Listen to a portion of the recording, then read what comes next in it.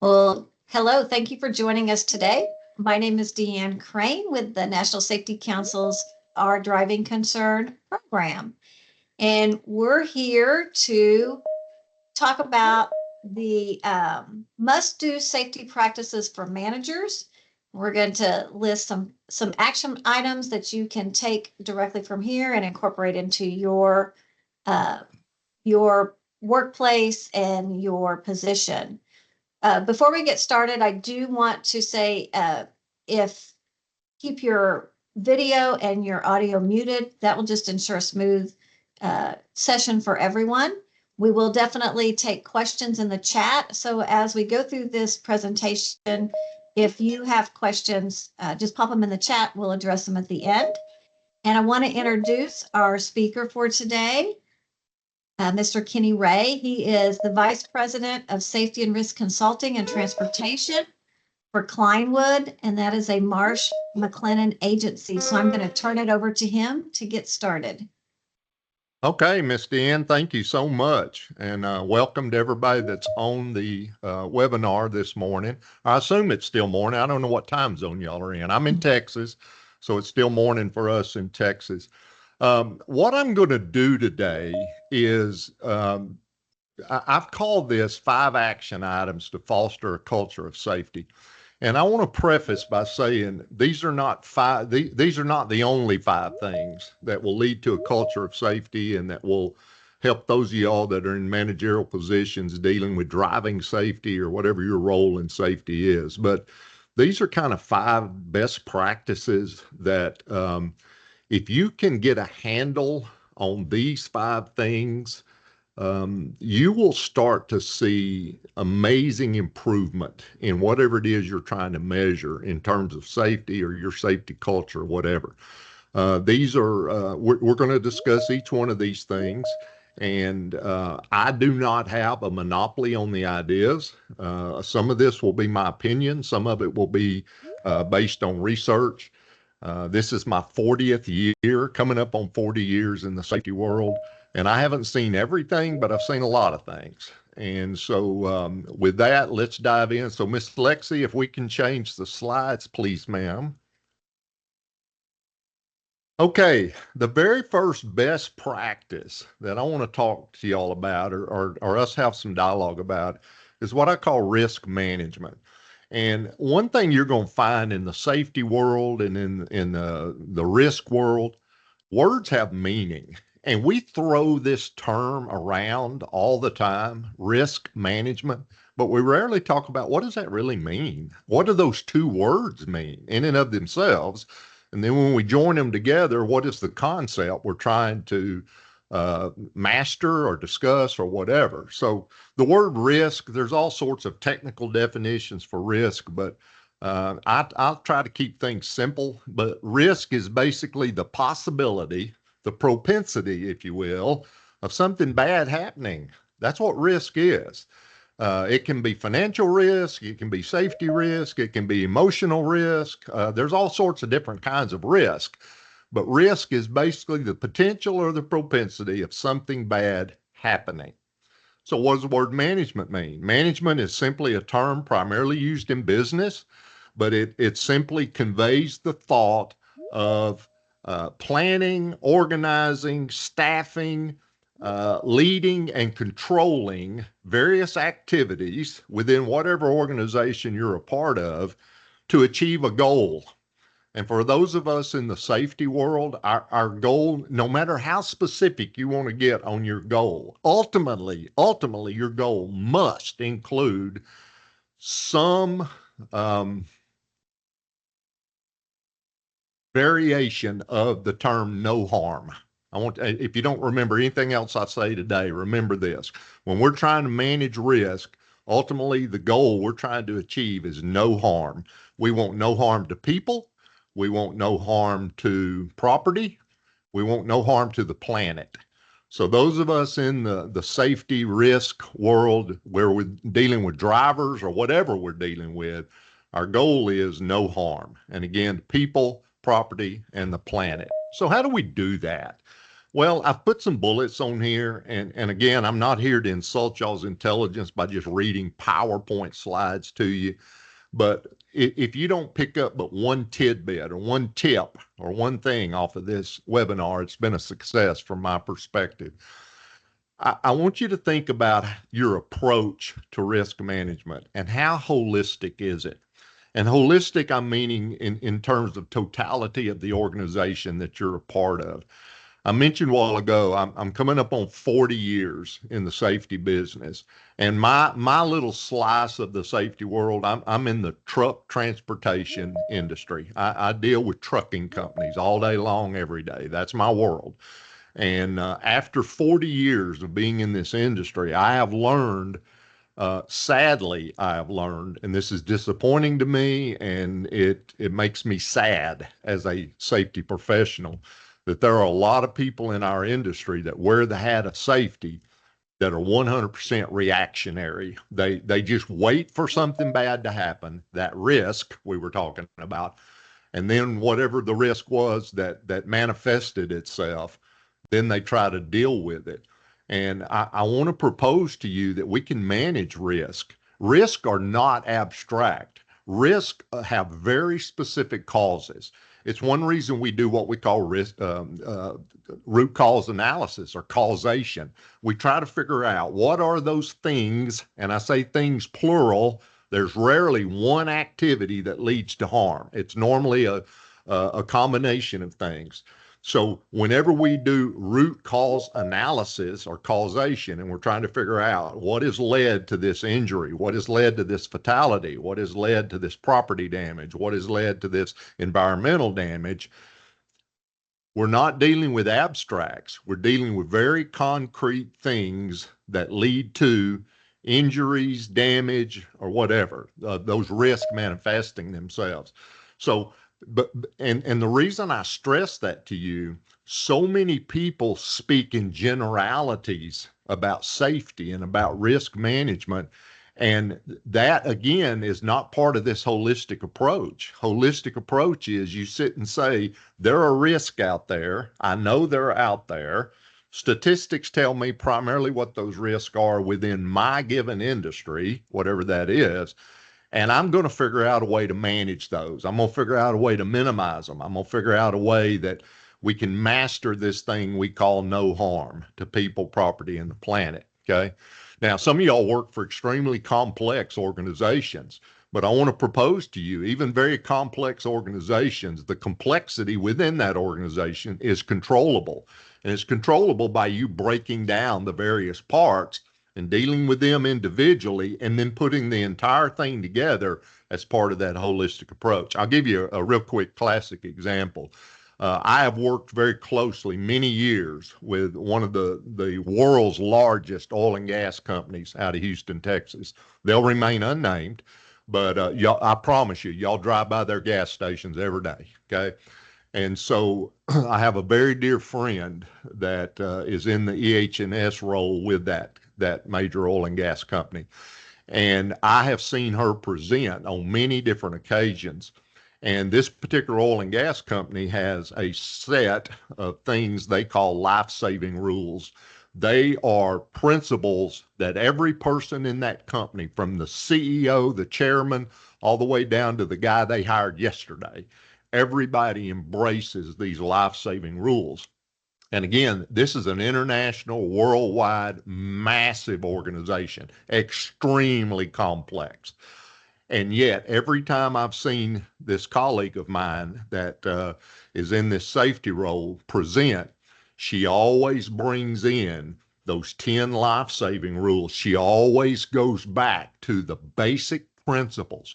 And even though they're dealing with this very complex organization, by her clearly expanding on those 10 principles, that those 10 standardized practices, if you will, that every employee of this worldwide corporation has been exposed to, she is constantly reiterating to them the company's approach to risk management. And part of that is they all have very clear roles and responsibilities. And I want to propose to you that part of your risk management strategy at your organization is that every single person there, from the man or woman at the top, whoever the president, the chairman, the CEO, whatever title you use, all the way down to, again, that entry level employee that you may have hired Monday of this week.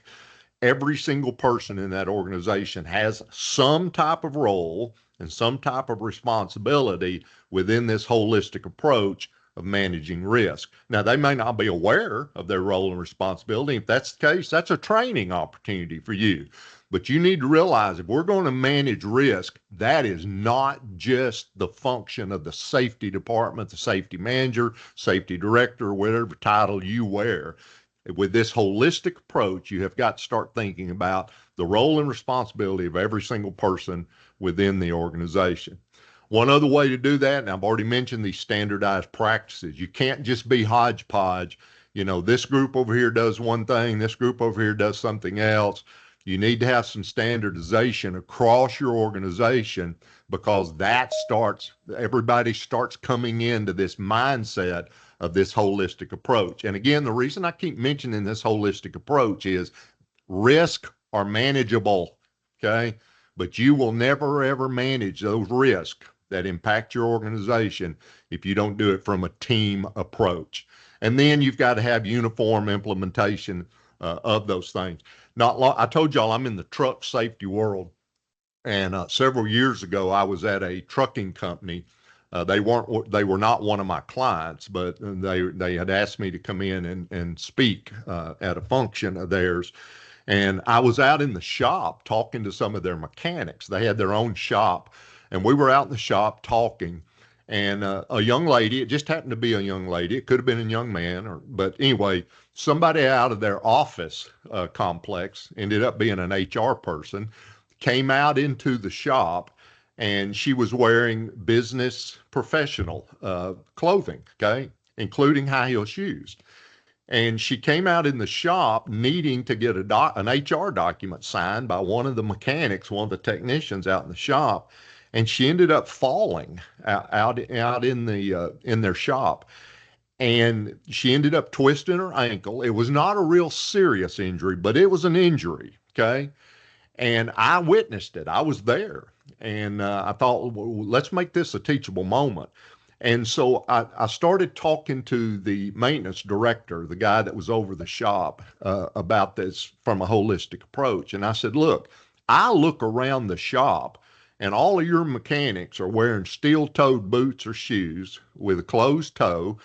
They are all wearing safety glasses. They all have on safety vests.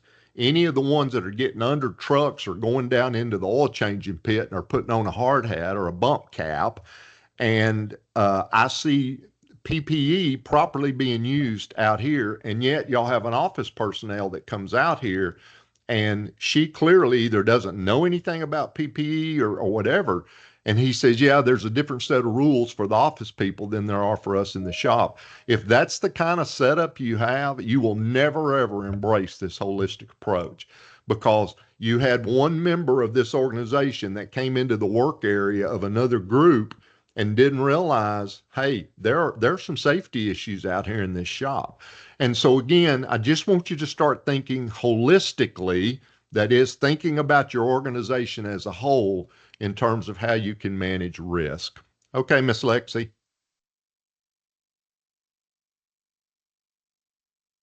All right, the second best practice, in addition to risk management, that I want to visit with you a few minutes about is effective training programs.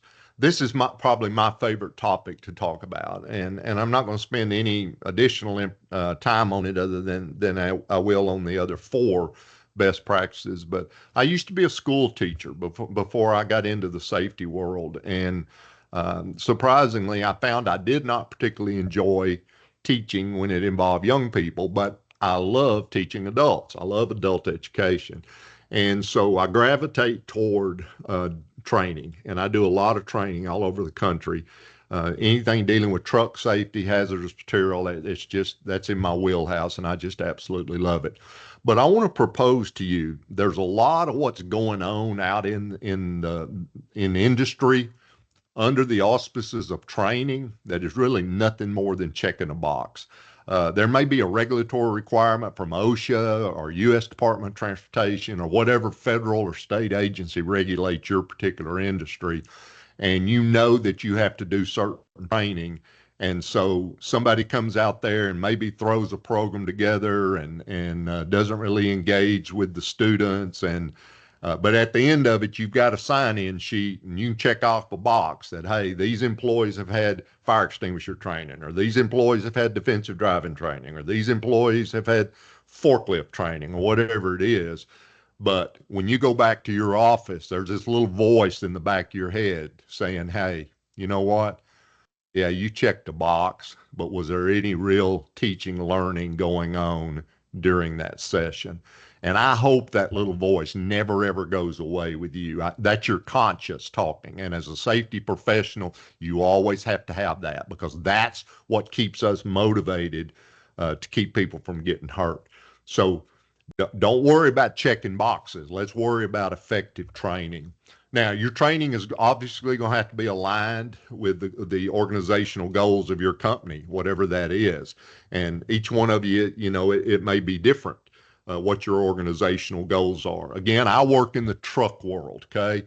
So the organizations I work for and work with, they're all trucking companies. So if you go to the owners, the head people of those organizations, they'll say our goal is to move freight effectively across this country and to make a profit doing so. Okay. They're in business to haul people's stuff for a fee. That's what trucking companies do.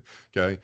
So knowing that their organizational goals are to do that, then we can cater safety and training programs that align with those organizational goals. But when we talk about training, I want you to think about not just having the passive absorption of information. Picture a typical situation, maybe a toolbox talk, or that shop I was talking about with that trucking company. I've seen many occasions where the safety director or the maintenance director of a trucking company will walk out into the shop, and there's 5 or 6 mechanics out there working on trucks, and they'll whistle or holler or whatever and kind of wave their hand around in a circle and say, hey guys, y'all all come here. And these mechanics will walk over, and they got grease on their hands, and it's hot out in that shop, and they're sweating, and they got their safety glasses on, and he tells them to pull up a chair, or they sit on a box or something or whatever. And the person doing the training says, hey, I want to talk to y'all about this, whatever it is, the topic. And you see them looking at their phones, they're playing Angry Bird, they're doing whatever, they're staring out the door of the shop because there's somebody up there talking, but there's no real teaching going on, okay? And part of the problem with that is we have people doing training that do not have even a basic understanding of adult education. And so if you're on this webinar today and you have a role in conducting training or teaching or instructing at your organization, go to the trouble to learn a little bit about adult education. There are all sorts of sources that you can find today on the internet. Most of them are absolutely free, that will discuss principles of adult education. How do adults learn? And I'm going to tell you, adults learn different than children do. It's a whole different process, okay? And there's some very proven principles. You don't have to have a master's degree or a PhD in education to do this. If you master 4 or 5 simple principles of adult education, it will 100% revolutionize the training in your organization.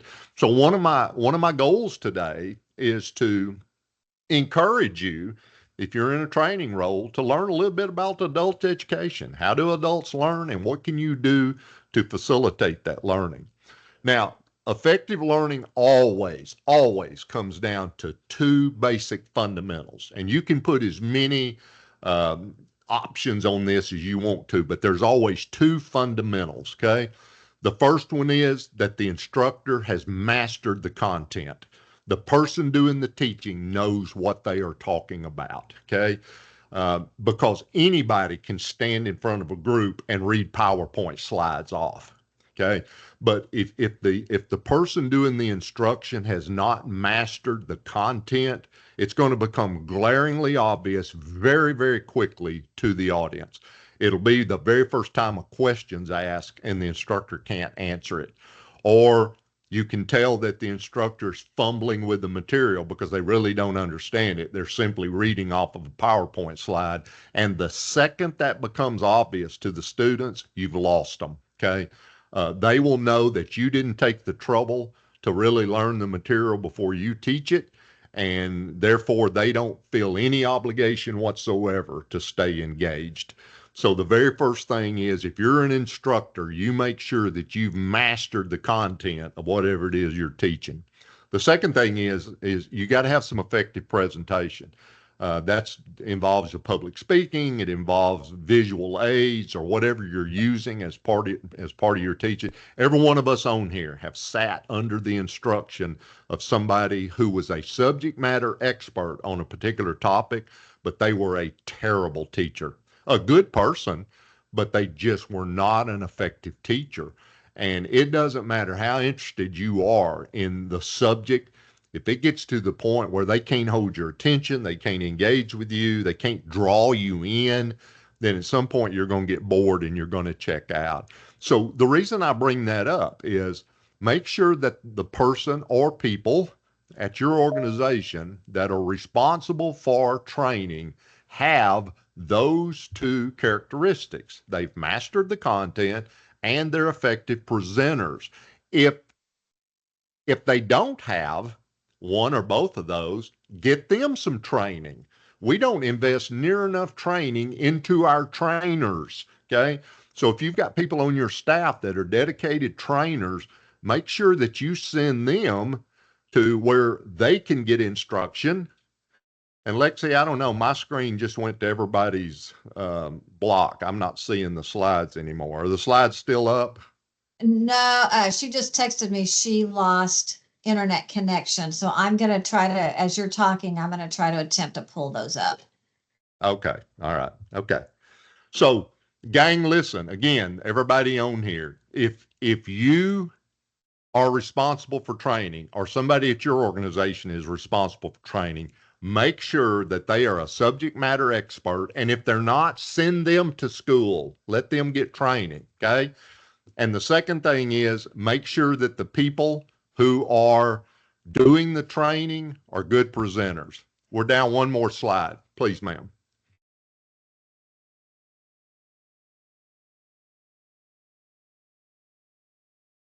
Give me just a minute.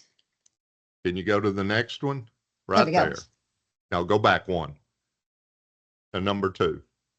There we go. That one right there. Yeah. And the last thing on training, and then we'll go on to the next topic, is the frequency. How often do you do training? I know some organizations that says, oh, we have an annual training meeting once a year. That's not near enough in terms of safety. I can promise you that. I'm convinced quarterly is not near enough. I think monthly you could probably get by. Some organizations have invested so much in the care and concern of their employees, they do some type of training every single day. It may not be more than 5 minutes. It doesn't mean you pull everybody away from their assigned task for 4, 5, 6 hours, but you pour some sort of training into your employees on a routine basis. Okay, can we go to number 3?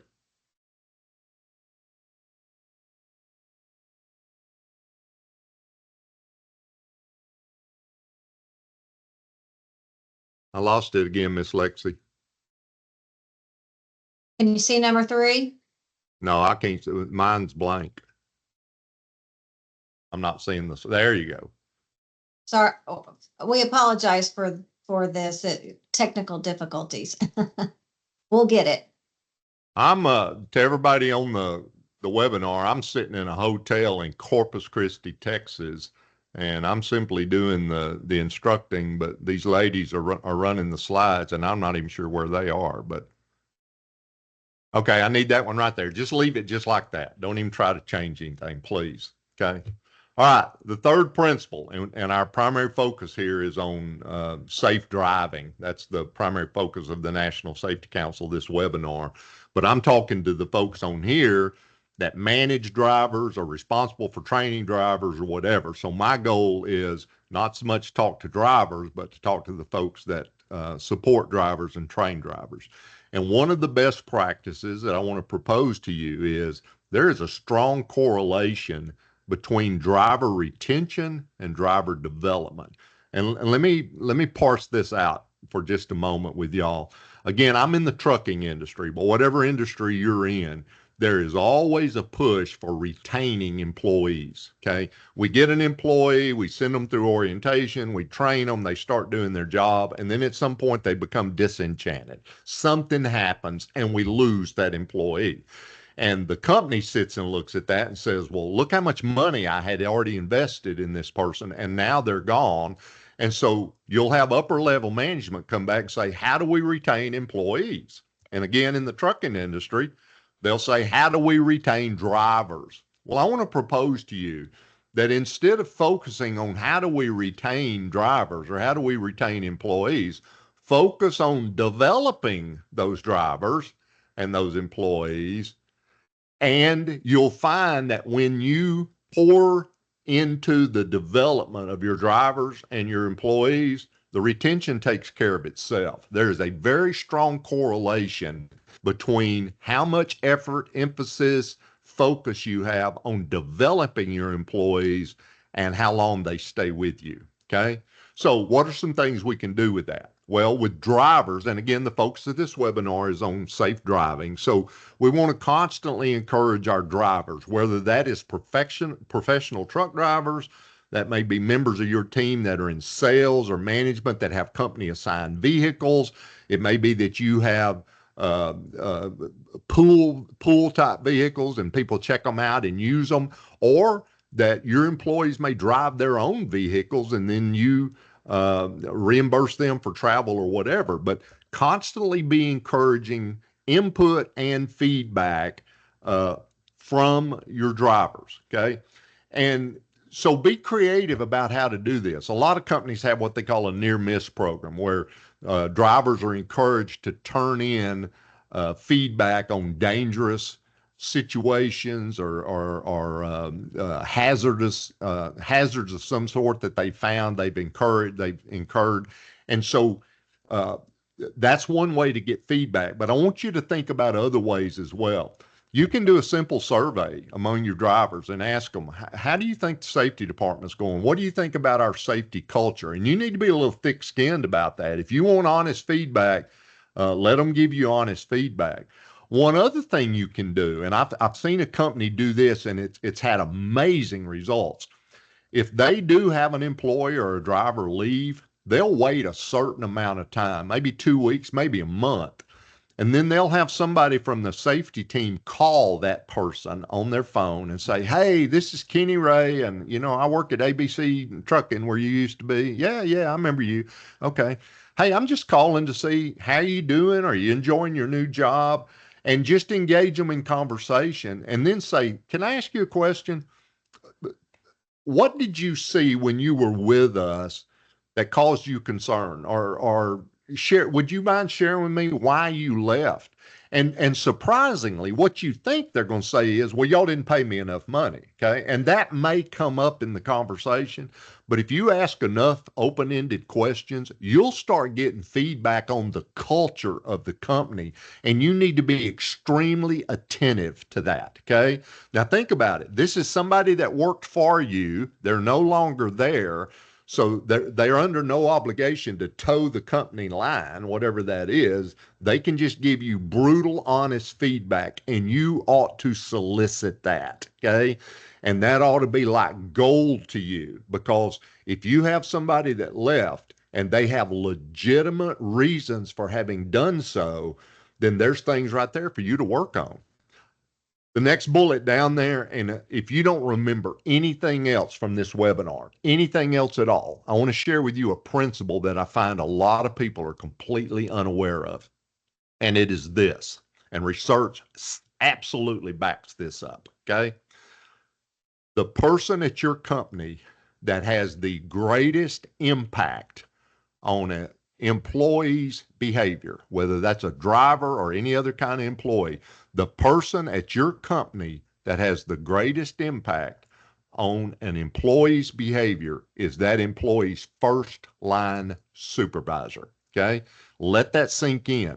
Again, I'm in the trucking industry, and anytime a trucking company is wrestling with safety, their stats aren't good, their numbers aren't good, they'll call me up and they'll say, "Hey, I need you to come train my drivers. Will you come speak to my drivers?" And I always tell them, "Yes, I will come train your drivers. I will come speak to them. But I want to ask you something before I do that. How much training are you putting into your first line supervisors?" And normally when I ask that question, what kind of training, what kind of development are you putting into your first line supervisors? There's dead silence on the phone. And then they'll say, well, what do you mean? I'll say, well, you're not pleased with the numbers of your drivers. You're not pleased with your driver's performance, their behavior. But are you aware the one person that has the greatest impact on the behavior of your drivers is not Kenny Ray? It's not me coming in as an outsider, a consultant. It's your first line supervisors. So how much attention are you pouring into them? And what I'm finding is more and more companies are not doing anything for their first line supervisors. And those are the people at the company that has the greatest impact on your line employees. Okay.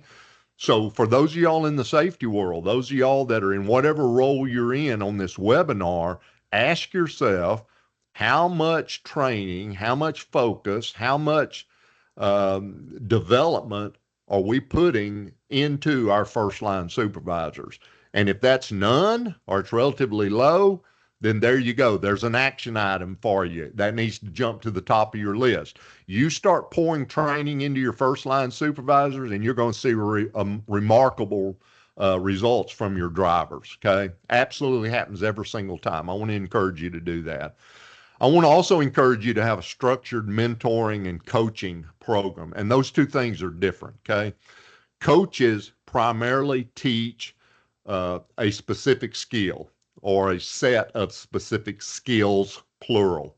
Uh, Mentors are people that can provide guidance, they can provide support, they can basically be a role model, if you will, for other drivers. Again, I use examples out of the trucking industry.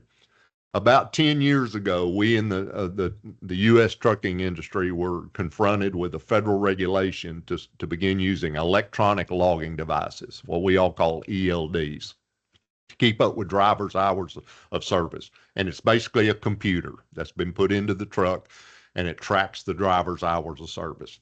When that mandate first came out, okay, we had truck drivers say, "I'm quitting, I'm leaving. If I have to learn to use a computer, I'm not going to do it."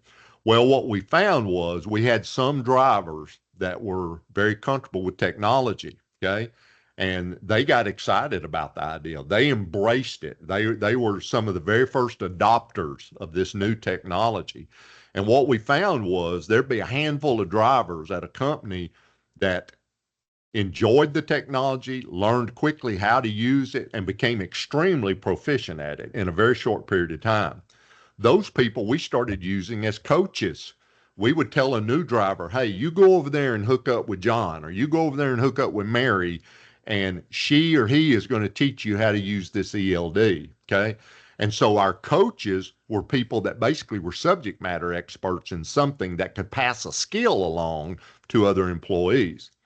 But that very same company, there was a time where we got a weather report during the winter that there was going to be ice basically on every highway north of the Red River. And again, I'm in Texas. So this trucking company knew that their trucks were going to be going into Oklahoma, Kansas, Nebraska, North, South Dakota, points all over. And the second they left the state of Texas, they were going to be on icy highways. Okay. And some of these younger, inexperienced drivers, guess what? They didn't go to that man or woman that taught them how to run the ELD. They gravitated to some of those older, wiser, more experienced truck drivers and said, "Hey, I'm not real comfortable on ice, and we watched some of those older drivers said, hey, let's go get a cup of coffee and sit and talk. And they would take these young, sometimes two or three of these young drivers would gravitate over to one of these older men or women, and they'd sit down at a table and share a cup of coffee or a hamburger or whatever. And that older driver would just talk to them, not condescending, not from an arrogant standpoint, but would just share with them. And you would see that individual was mentoring these other drivers. So I want you to think about, do you have a mentoring and coaching program? Because again, those individuals can have a significant impact on the behavior of your employees. And finally, on this one, and I've got two more to share after this, but we'll move through them pretty quick. What sort of employee recognition program do you have? Again, what we're talking about here is if you want to retain drivers, you need to develop those drivers. Well, it doesn't matter how much a person may or may not be introverted. Everyone enjoys being praised. Everyone enjoys being told, hey, you did a good job. Everyone enjoys somebody saying, thank you. I appreciate what you did. And I want to propose to you on employee recognition programs that you praise in public. Okay. And the flip side of that is if you have to discipline, you do that in private. But make your employee recognition program public, make it lavish. And I don't necessarily mean expensive, but make it a big deal. Okay. If a driver hits 1,000,000 miles of safe driving, accident-free driving, make a big deal out of that. Maybe you have a terminal or you have a satellite office that goes 6 months without an injury or without whatever. Make a big deal. And again, it can be nothing more than having, coffee and cookies on one afternoon or a cake or whatever, all the way up to some companies have an annual safety banquet and they allow their employees to bring their spouses, to bring their families, and their wife or their husband, their significant other gets to hear that individual bragged on by the leadership of the company. And that goes so far toward helping retain employees. So think about how are you recognizing your employees? And again, this doesn't have to be expensive. It doesn't mean you have to pour a lot of money into this, but get creative about ways to recognize your employees for exemplary safety behavior. Okay, Miss Lexi, if you can go to the next one, please.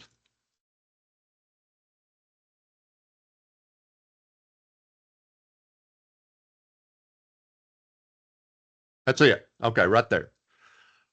This is the slide, and I've got one more after this, but this is the slide I most wanted to speak to everybody on this webinar about. Everything else we discussed. And remember, what I'm sharing with you today are 5 action items, and there's a whole lot more. I just picked 5, and they're 5 good ones, okay? But I'd love to see you focus on these 5 things. But it's 5 action items to help you improve or foster a culture of safety at your company. All of the 5 action items are outward looking except this one. This one is about you. This one is about the men and women that are on this webinar right now. Okay. What are you doing for your own professional development? And I'm going to share with you, you've got a binary choice. And binary means you can pick one of 2 things and they're mutually exclusive. There are no other options. In terms of professional development, you either continue to grow or you stagnate. There is nothing in between. Okay.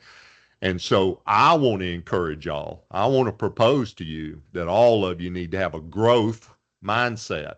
You need to constantly be improving yourself. You need to constantly be pouring into yourself in terms of your professional development. And I want to propose to you that there's 3 things that you can work on that are very pragmatic, very accomplishable, if you will.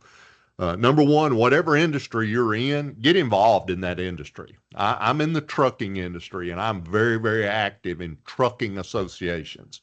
It doesn't mean I get to go to every single thing I want to. There's times my company says, nope, you're not going to that. You got a conflict or it's too expensive or whatever.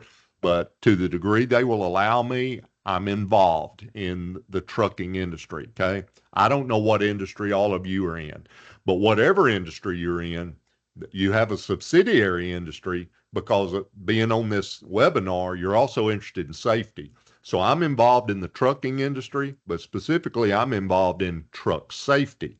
So I'm very active in many trucking organizations, trucking conferences, trucking events, but I'm also very active in safety organizations, safety events, things that are put on within the world of safety.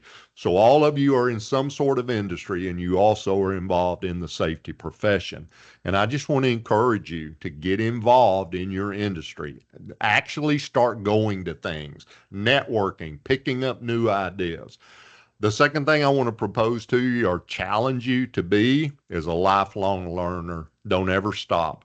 I shared with y'all, I'm coming up on 40 years in the safety world, and I learn something new every single day. That's a personal goal of mine, is to learn something new every single day. You would think somebody that's been doing this 40 years, do you really need to learn anything else? The answer to that is yes.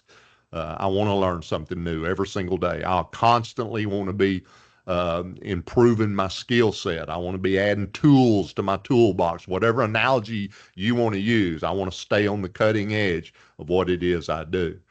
And the last thing in terms of your professional development, I want to encourage you to pursue some sort of professional certification. Okay. And I talked to Deanne before we when we were planning this webinar, and I don't ever want to violate any of the rules of the National Safety Council because they're the ones that sponsor this webinar. So I'm not going to mention any specific certifications, but there's some out there that are very, very good.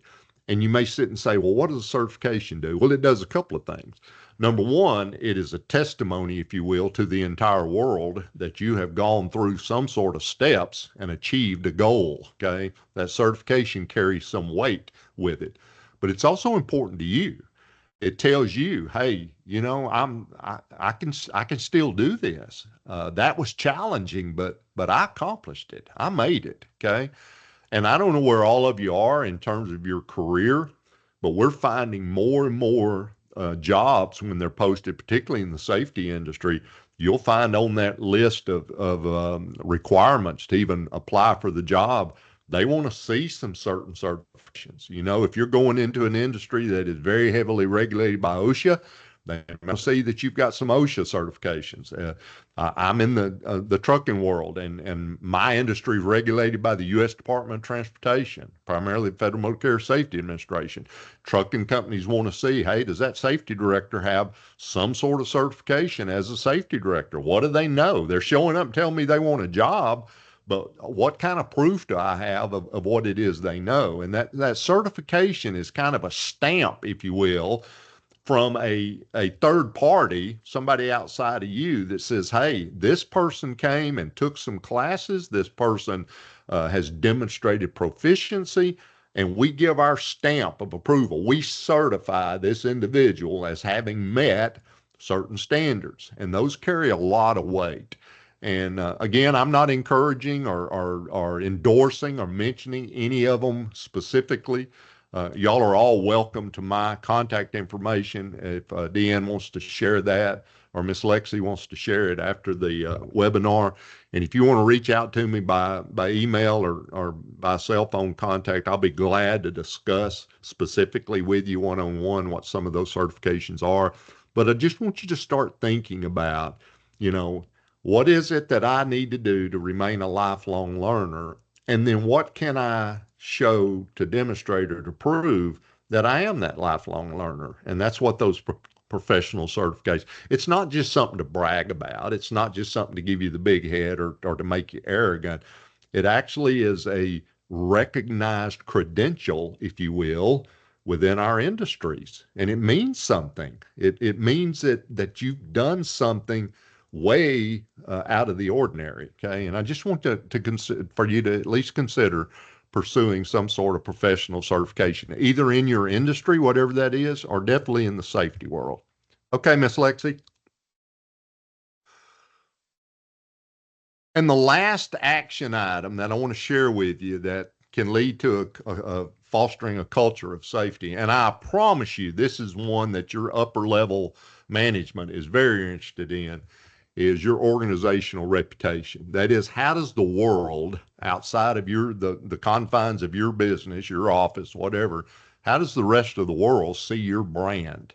When they hear the name of your company, when they see one of your vehicles going down the road, they drive by your office and see your logo up on the side of a building.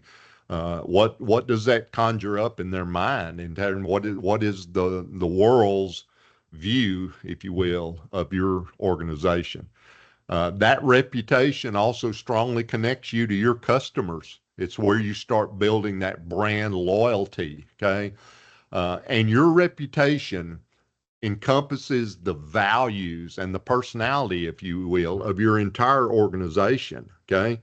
Um, and it also reflects your commitments to certain things, certain principles.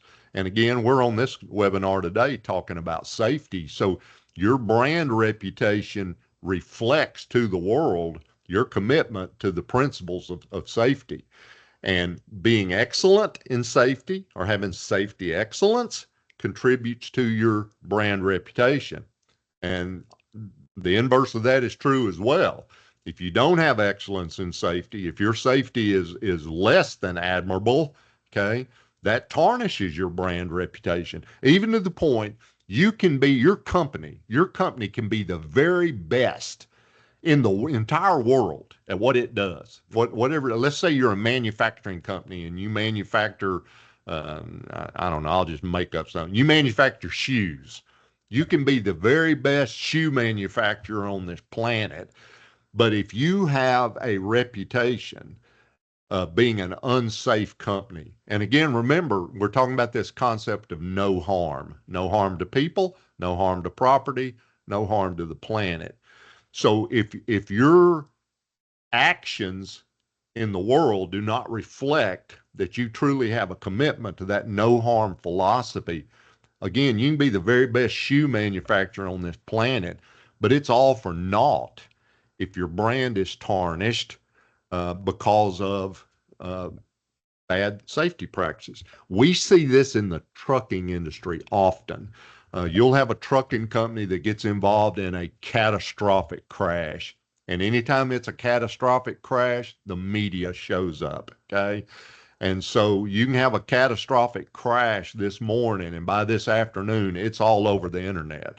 And there's some helicopter flying over a crash scene, and they zoom a camera in on your trailer, and there's your name on the side of that trailer, and your brand just took a huge hit. Even if you weren't at fault in that crash, people are looking saying, oh, look, Kenny Ray Trucking Company's been involved in another wreck. And before long, you know, my company has, and I'm making this up, I don't own a trucking company, but my company has a reputation of not being a safe company.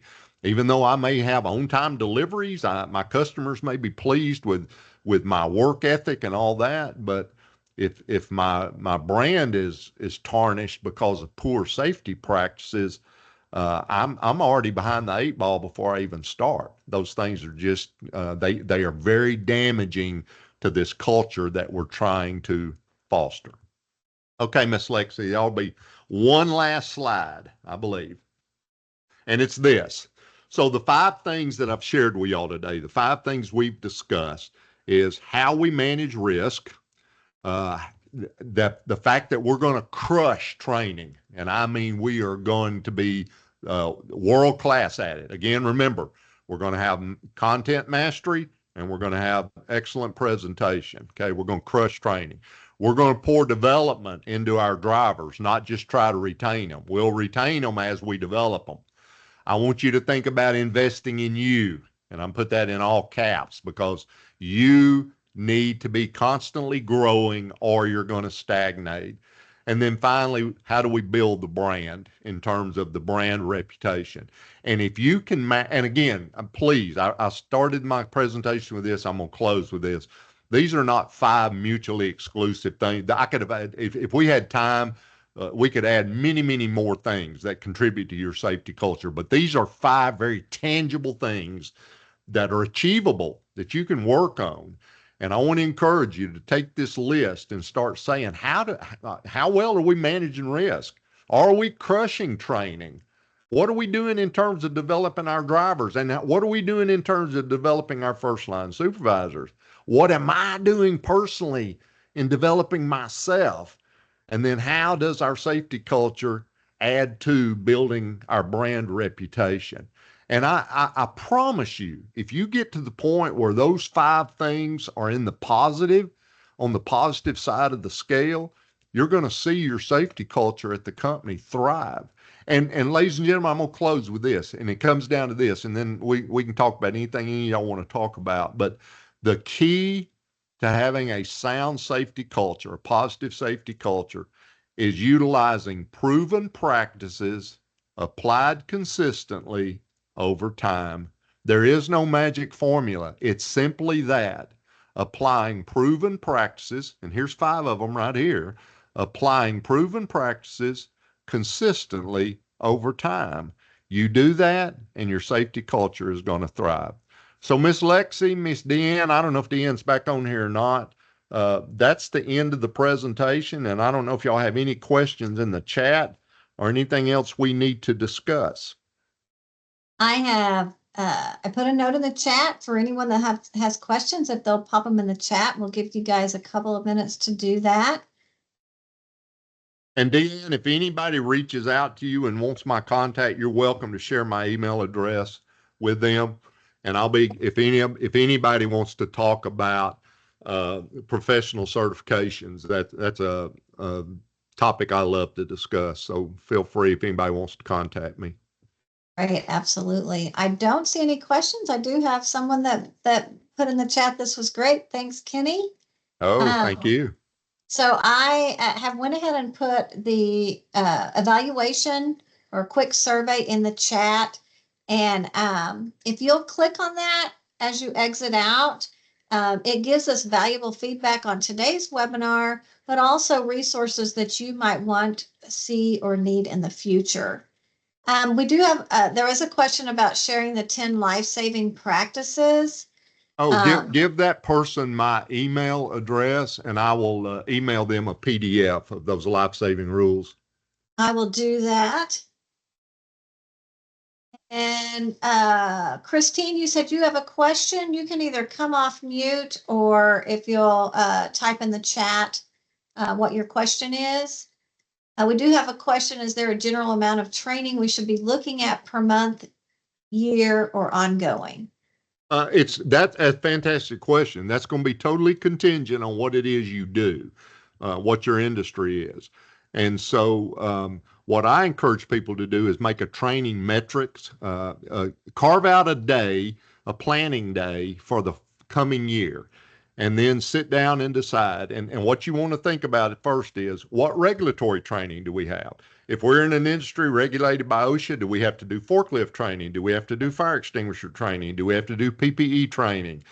So we always are going to include our regulatory required training first, okay? And then what is it that's industry specific that we care about in our industry? And you basically just build you a calendar for the coming year and start plugging all the pieces in, and the frequency will start jumping out at you. You'll sit and say, we certainly can't just have an annual training day because we couldn't cover all that in a day. So could we cover it quarterly? Could we cover it monthly? Do we need to have weekly, little tip sessions or whatever? So I would tell you, before you start thinking about how much time you need to devote, figure out what it is you have to train on first, and then start allocating the appropriate amount of time to do that. And if you want some help with that, again, get my email from Deanne, and I'll be glad to help you structure and develop a training calendar for the coming year.